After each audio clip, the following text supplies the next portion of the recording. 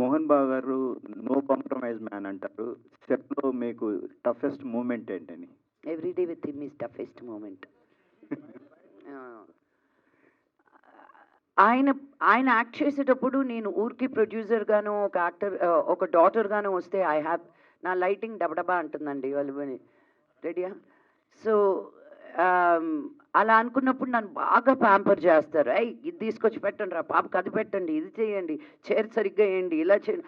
అసలు ఆ చూసుకోవడం ఎలా ఉంటుందో అది నాకు మనోజ్ దట్ ప్రయాణం సినిమా అప్పుడు మా డాడీ కంటే బాగా చూసుకున్నాడు నన్ను. మలేషియా తీసుకెళ్ళి I never forget that, because మా నాన్న చూసుకున్నట్టు ఎవరు చూసుకోలేరు అన్న ఫీలింగ్. బట్ ఒక షూటింగ్కి వెళ్ళినప్పుడు దట్ ఈస్ మనోజ్ కూడా అలా నాకు ఫస్ట్ టైం నా తమ్ముడు పెరిగిపోయాడు, he is also become a man అన్నది ప్రయాణం. అప్పుడు నేను అమెరికాలో ఉండేదాన్ని, నేను మలేషియా వచ్చాను మనోజ్ తోటి ఉందామని.